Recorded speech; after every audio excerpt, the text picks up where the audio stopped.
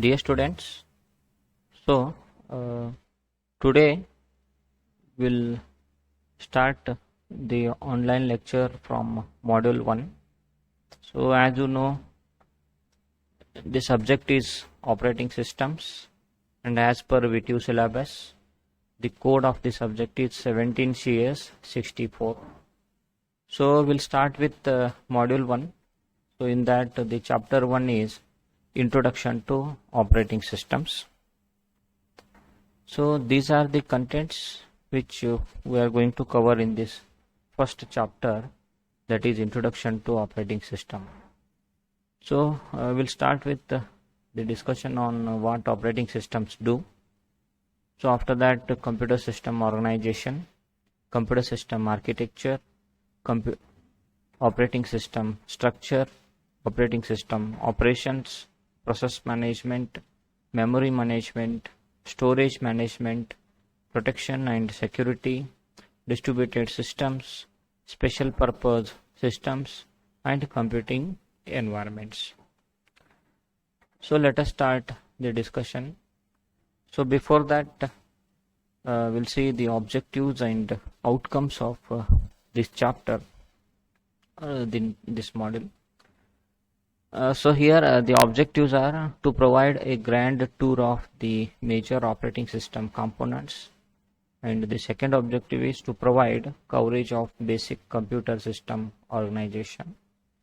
So the course outcome of this first module is they demonstrate need for operating system and its types. So let us start the discussion of the operating system. So the first question is, what is an operating system? So what is operating system? So here they have given as a operating system is a program that acts as an intermediary between a user of a computer and the computer hardware. So we know that when you talk about a computer system, so whatever the things you can see by your bare eyes, we call them as the hardware parts. Like if you consider a desktop computer, it consists of the CPU, monitor, keyboard, mouse. So these are the basic things. Along with this, you can have some additional peripheral devices such as printers, scanners, and so on. So in order to use a computer system, it is necessary to have the operating system, because without operating system you cannot start using that computer system. So you can consider the computer system's hardware as the body. If you consider a human being, so for human being also the body is operating only if there is a soul in that body.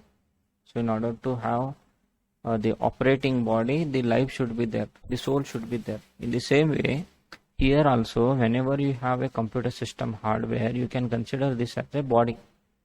If you don't have the soul in that body of no use. That body cannot do anything. So in the same way, here also, the computer system hardware, so the operating system acts like a soul, and the hardware is a body. So if you don't have the operating system in that body is of no use. So here the same way, if you want to use that computer system, it should have the operating system. So this operating system will act as an intermediary between the user of the computer and the computer hardware. Because if you want to use the computer hardware, okay, the user is one side, the computer hardware is another side. Between user and computer hardware, this operating system is there. So this is again a program. Understood? So whatever the different tasks that you can perform through the computer system, so for that the operating system is necessary. So this is how you can define the operating system. Okay, so let us discuss this once again. So what is operating system? So it's a program that acts as an intermediary between a user of a computer and the computer hardware. Okay. So next we'll see what are the goals of the operating system. Means what are the goals of what the operating system should do and what we expect the operating system to be doing. So the first goal is execute user programs and make solving user programs easier. So that's what, because we saw the operating system acts as an intermediary between the user and the computer system. So that's why the operating system should execute the user programs and it should make solving the user problems easier, because whenever user is using a particular computer system, so it should be very easy for the user to use that computer system. So whatever the problems that the user want to solve through this computer system, so that task itself should be easier. So this is the first goal of the operating system. So the second goal is to make the computer system convenient to use. So that's what we discussed here. Okay. So when user uses the computer system, so it is the responsibility of this operating system to make or to use that computer system very easily by the user. Okay. So in other words, it should be very easy for the user to use that computer system, and that is taken care by the operating system. So after this, the third goal is use the computer hardware in an efficient manner. Okay, means here efficiency is also very important. Like we saw that if you consider a desktop computer system, so it will be comprising of the again different subcomponents. So as far as possible, you have to use all the components in the efficient manner. So again, for that, this operating system plays a very important role. Okay, so these are the three goals of the operating system. So the first one is execute user programs and make solving user programs easier. Second one is make the computer system convenient to use, and third one is use the computer hardware in an efficient manner. Okay. So after this, next we'll see the computer system structure.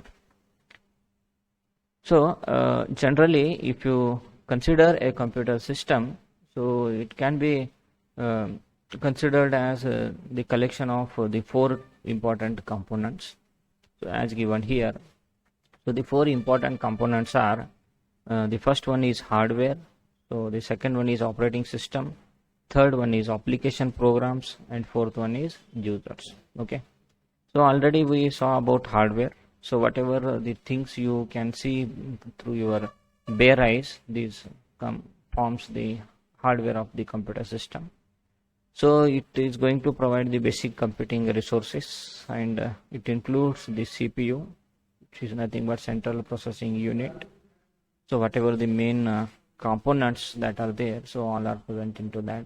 So along with this, we have the memory. So this is for the storage.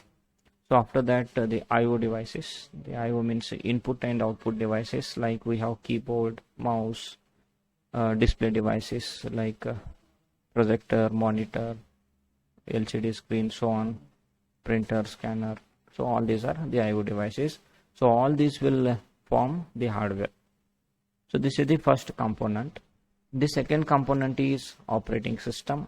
So already we discussed what is the operating system, and which is it is necessary to use a hardware of the computer system. So it controls and coordinates use of hardware among various applications and users. Okay. So the third component is application programs. So what is this application programs? So it defines the ways in which the system resources are used to solve the computing problems of the users. Okay. So I think already you are aware of the application programs and system programs. System programs are the programs that are essential to run the computer system, whereas application programs are these are the facilitators to the user in order to perform a particular application. You consider the example of your document only. If you want to type a letter and if you want to take a printout of that, so in order to perform this task also, you should have one software or one application program running on that. Okay, so usually we use Office Suite for this. Okay, so in that Office Suite you have to use you have to open the Word. So it may be a Microsoft Word or any equivalent of that. So there you type your letter. Again, it provides the different operations in order to format that letter in a particular format. Okay, so at the end you can take the printout of that through the printer. So this is an example of an application program. Okay, so here the application program define the ways in which the system resources are used to solve the computing problems for the users. Okay, so here some more examples they have given, like we have word processors. So whatever the example we saw, okay, in order to type or in order to perform any DTP task, so whatever the software we use, so it is nothing but application program is nothing but a word processor. So along with this we have compilers. So already you have studied the different programming languages, so you consider the C program only. So whenever you complete the typing of the C program, you have to compile that. So for that we should have the compiler. So after this we have the web browsers. So whenever you want to open the websites, so your computer system should have the web browser, because this web browser will display that HTML form in the correct manner, in a structured manner. So after this we have the database systems. So if you are working on a particular application, or you are developing an application, or if you want to store some data, you can use the specific database systems. So again we have the video games, very interesting for you people. Okay, so whatever those videos games are there, so all these are nothing but the application programs only. So apart from this, students, already you know that day-to-day life everybody is using the smartphones. So the smartphone is also considered as a particular type of the computer system only. So in your smartphones also you use the number of apps. Okay, so whatever those apps you call, so those apps itself are nothing but the application programs only. So in short it is APP, app, and the S taken from this, that is application programs, in short apps. So whatever the example apps we have, so all are nothing but again the application programs only, because there also you know that basically the smartphone will not be having any apps which are interesting for you. So whatever the task you want to perform, so for each task you will be installing the different task. Like for to play the games you will be installing the gaming apps. Similarly, if you want to play the videos, you will be installing the apps for that, and so on. So these are nothing but the application programs. So after this, the fourth component is users, because without user, who can use that computer system? Okay, so that's why here the user means it is not only restricted to the people, it may involve the machines also and other computers also, because we know that through the internet working and through the LAN, it is possible to have the communication among the computer systems also. Okay, so these are the four components of the computer system, that is hardware, operating system, application programs, and users. Okay, so after this we will see these four components through the picture. So how these and where these particular components will fall. So we know that the basic part is nothing but the computer hardware, and on this computer hardware this operating system will be installed. So above this we have operating system, and above this we have the system and application programs. So these are installed on the operating system. So these are again pertaining to the different applications or the specific task. So as we saw the compiler, we have assembler, text editors, word processors, browsers, database systems, video games, and so on. Okay, and here we have again the number of users. So user 1, user 2, user 3, so on up to user n, and every user may be using or performing a particular task by using a specific system or application programs. So in this way you can categorize the different components of the computer system into the four components. Okay, so next we'll see the systems operating system definition from the different perspectives. So from the user's perspective, the user sees the operating system for the two purposes. First one is for the ease of use, and second one is for the resource utilization. Okay, so that's why that's what from the user's perspective, the operating system is for the single user system. The operating system is designed for the ease of use. Means already we discussed, like whenever you want to make use of the computer system's hardware, so you have to use this operating system, and if a single user is using, so how much easier it to use that particular system plays a very important role for the single user. So that's why from the user's perspective, so he sees the ease of use for the operating system. And the second one is for the distributed systems. Means distributed system means the systems are distributed, and it is not the case like each time a user is using the single system. A user may be accessing some other a system which is not present in his office itself. So remotely some other place it will be there. Okay, so in that case the OS is designed for the resource utilization. So here in this case the resource utilization plays a very important role, because in your office itself you can see the having a separate printer for each machine is not recommended. So in most of the time what the people will do is a single printer will be there which is shared among all the staff of that particular machine, particular office, like 10-20 members will be using the same printer. So here, so this is how you can efficiently utilize the resource, because see, the printer means all the from morning to evening everybody will not be taking the printouts. Okay, so as and when required they will be taking the printout. So that's why in this way you can have the sharing of the different resources. So it is not only for the printer, the computing resources can also be shared. So that's what I told you, that the distributed system means a user will be using or accessing the system which is not at all present with him. So remotely he will be accessing. Okay, so in that case the operating system's very important role is the resource utilization. Okay, the efficient resource utilization is very important. Okay, so here the resources we have again for distributed systems we have the example of workstations, servers, etc. And the resources may be the CPU memory, CPU time, memory, IO devices, etc. Okay, so from user's perspective, user sees the operating system for these two purposes, that is for the ease of use and for resource utilization. Okay, so next we see the operating system definition from the system's perspective. Okay, so from the system side, from the system perspective, the operating system is a resource allocator, and the operating system is a control program. Okay, so the first one is, that is operating system is a resource allocator. Okay, means here it is going to manage all the resources and decides between the conflicting request for the efficient and fair resource use. So you consider the example of the printer only, whatever we discussed in the previous slide. Okay, so in an office, if 10 or 20 members are having the computer systems and they have the same printer that is shared among all, so here the operating system plays a very important role to manage that particular resource, because on all the machines that particular printer should be installed, the driver of that printer should be installed, and whenever you give a printer, so it should be sent to that printer only.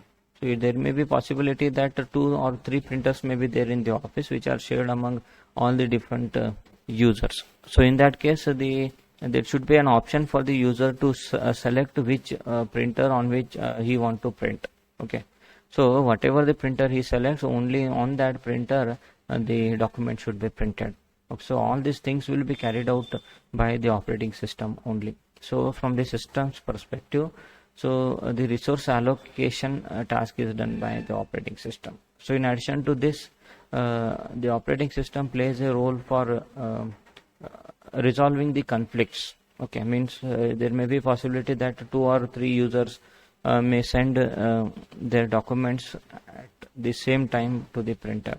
So in that case there may be the conflicting request. So in that case the printer will be maintaining a queue. So in that queue the documents will be stored, and one after the other the documents will be printed. So in turn again this will be carried out or taken care by the operating system only. Okay, so this is the first one. Another one is the control program from the system's perspective. So it controls the execution of the programs to prevent errors and improper use of the computer. So that's what this can consider. This is the soul of your computer system hardware. So whatever the number of programs that you are presently executing, so the controlling of execution of all those programs is also carried out by this particular operating system only. Okay, so this is what from the system's perspective. So we see the operating system as a resource allocator and the control program. Okay, so next we'll see by discussing the system's perspective and the user's perspective. So let us summarize now. So if you see, there is no any universally accepted definition for the operating system, and everything a vendor ships when you order an operating system is a good approximation, but varies widely. So that's what here everything a vendor ships when you order an operating system. So it's very interesting and very sound, because here again it depends on the different operating systems. You consider Windows operating system only. So when you install that Windows operating system, so again after that you have to purchase the different system softwares and application softwares in order to make use of the different components. But if you consider some other like the Linux Ubuntu operating system, so there everything is inbuilt. So the video players will also be there, the word processors will also be there, PDF reader and all. So all will be embedded in the operating system only. So that's what this line sounds very good here. So the one program running at all times on the computer is the kernel. So this is considered as the heart of your operating system. So whenever you start your operating system and till you whenever you start your computer system until you turn off that, all the time a particular program which is a part of the operating system, so this will be running. This is called as the kernel. So that's why the kernel is considered as the heart of your operating system. Okay, so everything else is either a system program or an application program. So that's what. So after this the next point from this chapter is computer system organization. So first we'll see the computer system operation.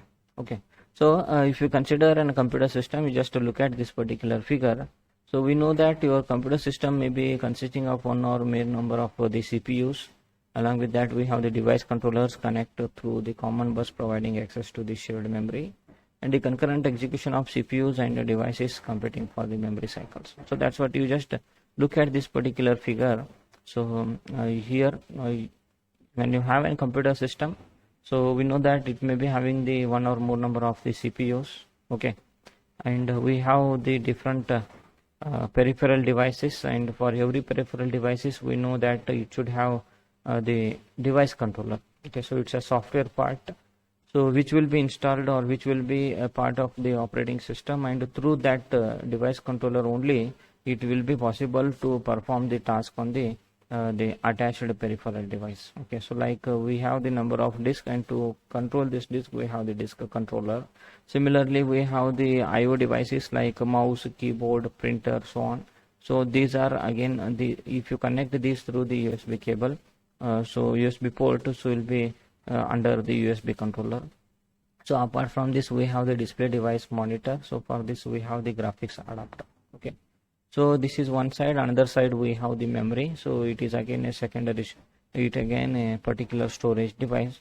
Okay, so it may be having the number of units also. So in order to facilitate the communication among all these different components, we will be having a common bus.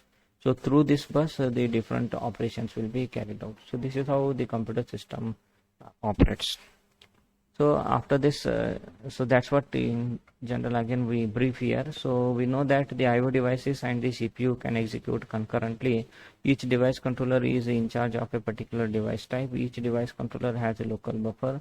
CPU moves data from or to main memory or to or from the local buffers. IO is from the device to the local buffer of the controller, and the device controller informs CPU that it has finished its operation by causing an interrupt. Okay, so that's what how this works, because as I told you, for in order to use every device it will be having a software part. It is called as the device controller.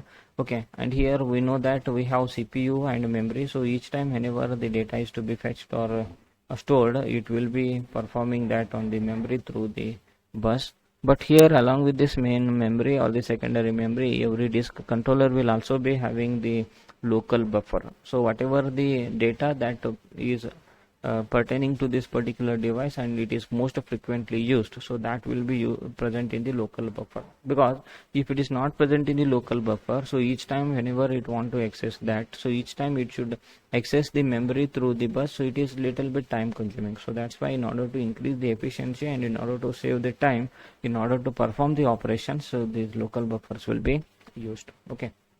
So again, whenever a particular device is performing the task, so whenever it completes the device operation, so that will be notified to the CPU through the interrupt. So again, what is this interrupt, how these things are done, we'll discuss in the next slides. Okay.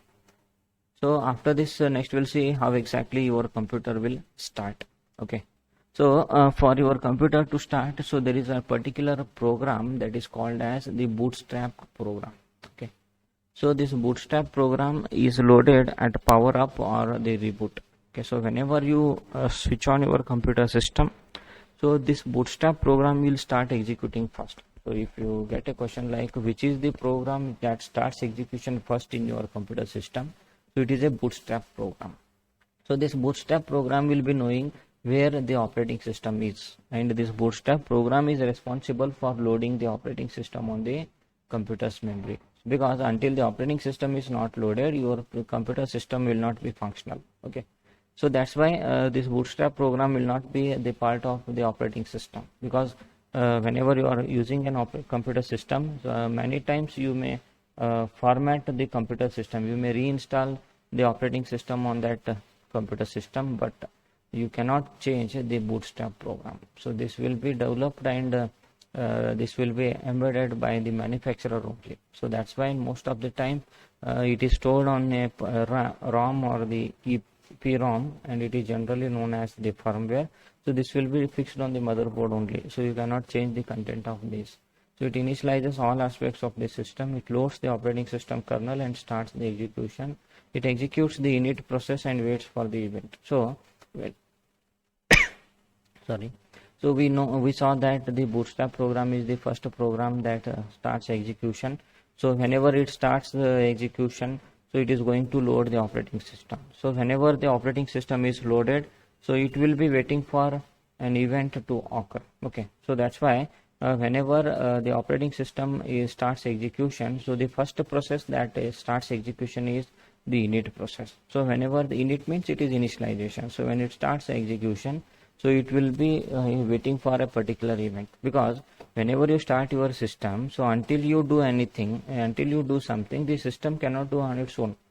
So whatever the task you want to do, so that you have to do. So that's why here it will be waiting for an event. So whenever you perform an event, so the corresponding to that the task will be carried out. Okay, so that's what, if you want to start running a particular application or if you want to open a file, so you have to go you have to move your cursor to that location and you have to double click, then only that file will be opened. So that's what the event is. So on event, again the interrupt occurs. So the interrupt may be the software interrupt or the hardware interrupt and so on. Okay. So next we'll see the common functions of interrupts. Okay, so what is interrupt? So interrupt means it is one of the means through which a notification will be sent. Okay, because in the previous discussion also we saw whenever a IO device is performing the operation, so whenever the IO device completes its operation, so it is going to notify that completion to the CPU through interrupt. Okay, so that's why in general you can consider interrupt as one of the means for sending the notification. Okay, so the interrupt transfers control to the interrupt service routine generally through the interrupt vector, which contains the addresses of all the service routines. Okay, so that's what you have to understand about interrupt first. So usually, as we saw, interrupt may be the hardware interrupt or the software interrupt. So hardware interrupt means what? Hardware interrupt means this is the notification that is generated by a hardware device. Okay, so software interrupt means this is the notification or the interrupt that is generated by a software. Means whenever you are executing a program, and during the execution of program, if a particular event occurs, so in order to notify that event also, the interrupt will be sent. That is called as the software interrupt. So whenever an interrupt occurs, so what should be done? So what your system should do? So in order to tell this or in order to handle this, so we have a particular program that is called as interrupt service routine, ISR, interrupt service routine. Okay, so every interrupt will be having an associated interrupt service routine. So this will indicate that when an interrupt occurs, so this routine should be executed. So interrupt service routine means again it will be a particular program, the part of the program or a function which will be executed. Okay. So that's why here the system is going to maintain a table that is called as interrupt vector. Okay. So in that table, it will be one side it will be having the interrupt names, and another side it will be having the information of the interrupt service routine that is to be executed. Okay. So in this way, your system is going to handle the interrupts. Understood? So interrupt means it is one of the means for sending the notification. So interrupt may be software interrupt or the hardware interrupt, and whenever an interrupt occurs, the task to be done is stored through interrupt service routine, a program or the part of program which should be executed. Okay. So in order to handle these interrupts, the operating system maintains interrupt vector, a table. So in that table, it maintains the list of interrupts and the associated service routines that are to be executed. Okay. So the interrupt architecture must save the address of the interrupted instruction. So incoming interrupts are disabled while another interrupt is being processed to prevent a lost interrupt. So very important, because we saw that whenever an interrupt occurs, the corresponding interrupt service routine is to be executed. So presently, whenever a system is handling the interrupt, means whenever it is executing the interrupt service routine of one interrupt, if another interrupt occurs, so it will be temporarily disabled. Okay, in order to prevent the loss of interrupt. Okay. So there is one more type of interrupt, that is trap. It is usually a software generated interrupt that is caused either by an error or by user request, and operating system is the interrupt driven. So that we already saw. Okay. So after this we'll see the interrupt handling. So already we saw how exactly the interrupt service routines and interrupt information is maintained by the system through the interrupt vector. So the operating system preserves the state of the CPU by storing the registers and the program counter. Means whenever an interrupt occurs, so temporarily the execution of that program will be halted, and the execution pointer will move from that executing program to the interrupt service routine. So that's why whenever there is a pause or whenever the execution is suspended, so the state of the CPU and will be stored in the registers and the program counter. Okay. So to determine which type of interrupt has occurred, so here again the system is going to have the two mechanisms, the polling mechanism and vectored interrupt system. Okay, just remember this too. Polling means here it is like polling. So each time it will be continuously checking whether an interrupt is occurred or what, and the second one is the table system. So the separate segments of code determine what action should be taken for each type of the interrupt. Again, we saw that the different service routines will be there for the different type of interrupts. So in general, you can see the interrupt timeline here. So for the IO devices and for the CPU here. So this line indicates for the IO request, this indicates the transfer done, this indicates the IO request, this indicates the transfer done. And as we saw, whenever initially idle means here it will be here. So whenever it completes the transferring, whenever it is transferring, it will be here. So whenever it completes this, so this will be notified through the interrupt. So that again we have the raise in this particular line here. The same thing is true for the CPU also.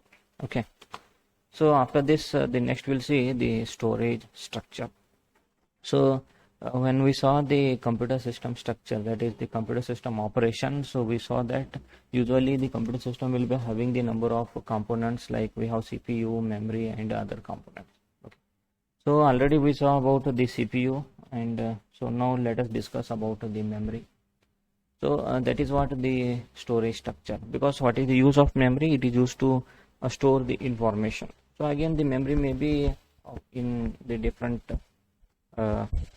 forms, like we have the main memory, we have the secondary storage, we have the magnetic disk and so on. So we know that the main memory is, as the name itself indicates, this is the primary memory which is used by the your computer system, that is CPU directly. So it is the only large storage media that the CPU can access directly without any intermediate IO port. Okay. So here we know that the CPU will be performing the load and store operations. Along with this, we have the registers also. Okay. So as per the nature, we know that main memory is the fastest memory, so which can be directly accessed by the CPU without any in between IO ports and the cables.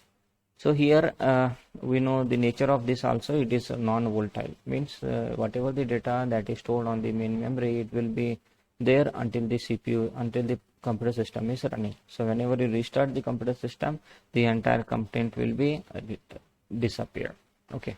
So the next one is secondary storage. If you want to store the information for a longer time, so we'll be using the secondary storage devices. But as we saw, compared to main memory, the secondary storage devices are slower, because here the secondary storage devices will not be directly attached to the CPU. So in order to have the data transmission between the secondary storage and the CPU, so we should use the ports and the cables. So again, it depends on the speed of the media that is used for the data transmission between the CPU and this device. So this is the extension of the main memory that provides a large non-volatile storage capacity, so that we discussed. So after this, the next one is magnetic disk. So it's a rigid metal or glass platters covered with the magnetic recording material. So this is how we perform the secondary storage. So the disk surface is logically divided into the tracks, which are subdivided into the sectors. So I think in the coming lectures will discuss how in detail how exactly this magnetic disk will be arranged. Okay. So disk means a circular disk will be there. So that circular disk itself will be divided into the number of tracks as we have the running tracks in the running ground. Okay. So again, each track will be having the different sections. So these are called as the sectors. Okay. So again, to deal with the disk, we have the disk controller. So this disk controller determines the logical interaction between the device and the computer. Okay.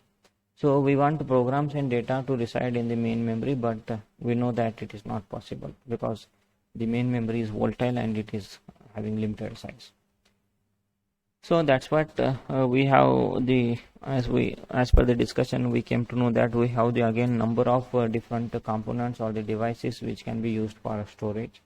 So that's why again the storage systems itself can be organized hierarchically based on these three things, that is speed, cost and volatility.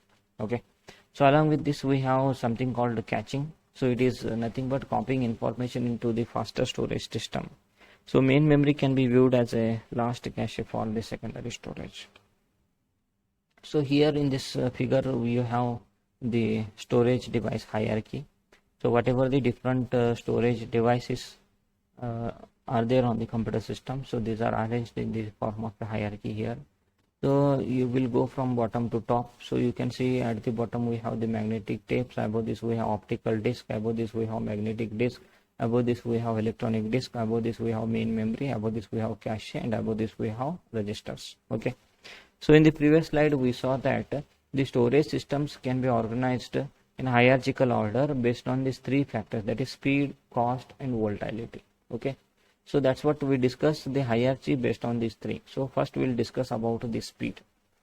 So in this hierarchy you can see if you move from this bottom till top, the speed is going to increase manually. Means here in this hierarchy the registers will be having the highest speed and magnetic tapes will be having the lowest speed. Speed in the sense the data transmission speed. Okay.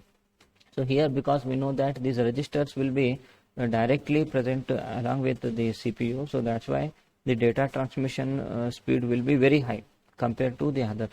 Okay, so that's what here, compared to registers the cache data speed will be less. So compared to cache, the data transmission rate for main memory will be less. Compared to main memory, the data transmission rate for electronic disk will be less, and same thing is true for magnetic disk, optical disk and the magnetic tapes. So that's why, just to generalize, the magnetic tapes will be having the less or the lowest data transmission rate, whereas the registers will be having the highest data transmission rate. Okay. So this is the first factor. The second one is cost. Okay. So when you have the highest data transmission rate, so that is possible only through the cost. So that's why if you think of the cost, the registers are very high in cost, whereas the magnetic tapes are comparatively less in cost. Okay, so that's why as you move gradually from bottom to top, the cost is going to increase. Okay, so that's why if you consider the cost of magnetic tape, this is lesser than the optical disc. The cost of optical disc is less than the cost of magnetic disc. Okay, so the cost of magnetic disc is less than the cost of electronic disc. Okay, the cost of electronic disc is less than the cost of main memory. The cost of main memory is less than cost of cache. The cost of cache is less than cost of register. Okay, so in this way, to generalize, the registers are higher expensive and means having the highest cost, and these are having the lowest cost. Okay, so after this, the next one is volatility. Volatility means whether the data will be continue to exist whenever you restart the system or not. Okay, so here if you see the different devices, you consider the first three, that is register, cache and main memory. So these are nothing but the volatile devices. So volatile means the data will be there on these devices only if the computer is running. When you shut down the computer system, the data present on this will be disappeared. Okay, so except this four one, that is the different disk, that is electronic disk, magnetic disk, optical disk and magnetic tape. So these are the non-volatile devices, means here the data will continue to exist even if you shut down your computer system also.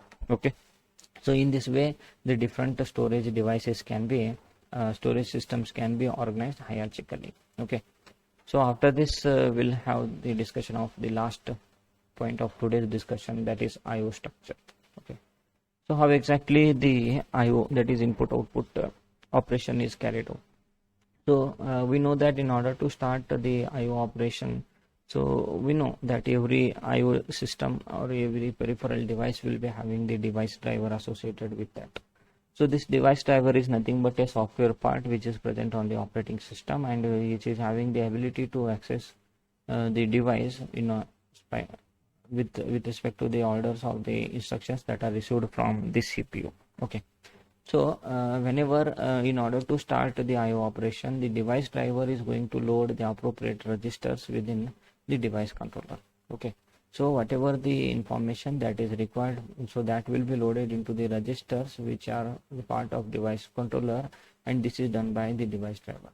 So the device controller examines the contents of the registers to determine the type of operation to be performed. Okay, so the controller starts data transfer from the device to the local buffer, and on completion informs the device driver via interrupt. So now device driver returns control to the OS, and above process is carried out for each block of data transfer. Means here, just to summarize, so in order to start a particular IO operation, so what between a particular device and your operating system. Okay, so we know that the device driver is a software part which is present on the operating system. Okay, so in order to start the operation, what this device driver will do is, so we have device controller, okay, with respect to the particular device. So device controller is at the device side, device driver is at the operating system side. Okay, so what this device driver will do is, so it will load the corresponding instructions on the registers of the device controller. Okay, so when the device driver loads the instructions on the register, so what this device controller will do is, so device controller will examine the content of these registers in order to understand what are the instructions that are to be executed or what type of operation is to be performed. So according to this device controller will start the data transfer on that particular device through the local buffer. Okay, and on completion it is going to inform to the device driver through the interrupt. Okay, and in turn this device driver will inform to the OS about that particular operation. So in this way this IO operation will be carried out. Okay, so next we'll see how exactly a modern computer system will work. So that's whatever the discussion we saw, that how exactly the IO operation is carried out, that is shown in this particular figure. So here we have the CPU, and we know that at a time maybe number of processes that are executing, and again the processes will be having the number of threads. Okay, so here whenever an IO operation is to be performed with a particular device, so it will send an IO request to this device. So whenever this device is ready to perform that IO, so it will send the acknowledgement, and as a result the data transmission takes place between the CPU and the device. And as we saw, whenever it completes, so it will be notified through the interrupt to the CPU. Okay. So here again we have one more important concept here. So it is nothing but a DMA. So this we'll discuss in the next slide. That is, DMA stands for direct memory access. As the name itself indicates, direct memory access. Because see, here data means the data will be present on the memory. Okay, so whatever the data that the device wants, so it will be requested to the CPU, and the CPU what it will do is, so through the instruction execution cycle, it will send that request to this memory. So here we have memory. So after that, the data movement will take place between memory to the CPU, and from that CPU to the device. So that's why in order to reduce this particular time, okay, in order to remove the intervention of CPU for the data movement, so we have the concept of DMA, through which it is possible for the device to have direct data access to the memory without intervention of CPU. Okay. So that's what we'll discuss next, that is direct memory access. Okay. So the direct memory access, so it is used for high speed IO devices and able to transmit information at close to the memory speeds. So here the device controller transfers blocks of data from the buffer storage directly to the main memory without CPU intervention, and only one interrupt is generated per block rather than the one interrupt per byte. So that's what here, when you use the data direct memory access, it is going to improve the performance or the efficiency of the data transmission. Okay. So in this way, this DMA can be used for the direct access of the memory from the device without the CPU intervention. Okay. So we'll stop here, and we'll continue the remaining portion in the next video. Thank you.